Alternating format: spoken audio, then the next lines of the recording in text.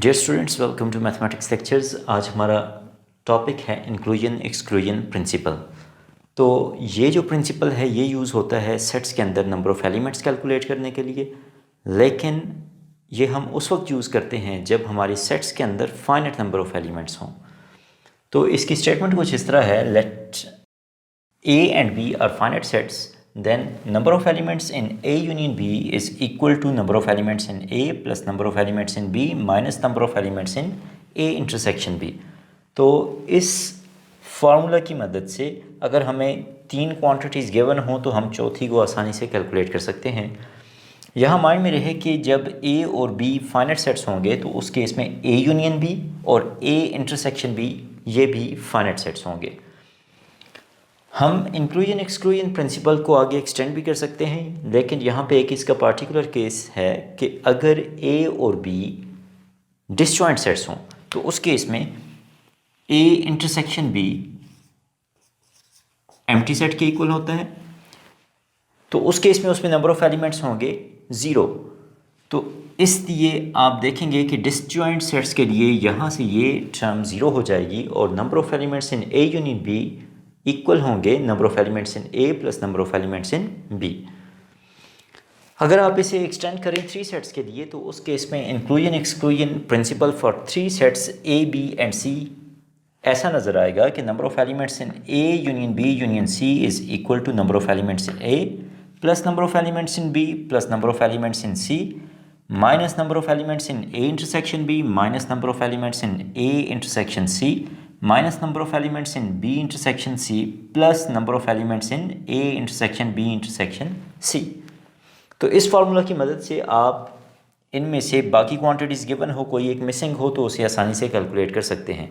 तो आप देख सकते हैं कि जैसे हमारे नंबर ऑफ़ सेट्स इंक्रीज़ होंगे तो ये फार्मूला और कॉम्प्लिकेटेड होता जाएगा। तो मैथमेटिकल इंडक्शन को यूज़ करते हुए हम इस फार्मूला को n number of finite sets के लिए एक्सटेंड कर सकते हैं। यहाँ पे हमारे पास एक क्वेश्चन है जो इससे रिलेटेड है। इसमें कहा गया है number of elements in universal set equal to 70, number of elements in A equal to 30, number of elements in B is equal to 45 and number of elements in A intersection B is equal to 10। Find number of elements in A union B, number of elements in A complement, और third हमने calculate करना है number of elements in A complement intersection B complement. तो हम इसे यहाँ पे calculate करते हैं, देखते हैं कि ये फार्मूला हमें किस तरह हेल्प करता है। तो इसका सॉल्यूशन देखें। यहाँ पे सबसे पहले number of elements in A union B किसके इक्वल है? हमारा फार्मूला है कि this is equal to number of elements in A plus number of elements in B minus number of elements in A intersection B। अगर हम यहाँ पे data को देखें तो हमें number of elements in A भी गिवन है, इसके अलावा number of elements in B भी गिवन है और number of elements in A intersection B भी। तो इनकी वैल्यूज़ पुट कर दें तो 30 plus 45 minus 10, this is equal to 30 plus 35 which is equal to 65। तो ये हमारे पास number of elements in A union B आ गए। इसके बाद ये तो फर्स्ट पार्ट का आंसर हो गया। सेकंड पार्ट को अगर हम सॉल्व करें तो इसके लिए number of elements in A complement.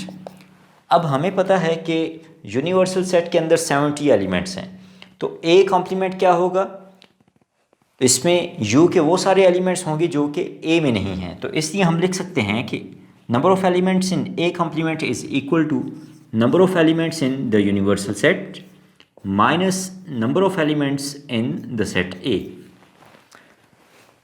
यहाँ से अगर आप देखें तो number of elements universal set के अंदर कितने? 70 minus number of elements in A equal to 30, so this is equal to 40। तो ये हमारा रिक्वायर्ड आंसर है। अब हम अगर थर्ड पार्ट को देखें तो इसमें पूछा जा रहा है number of elements in A complement intersection B complement.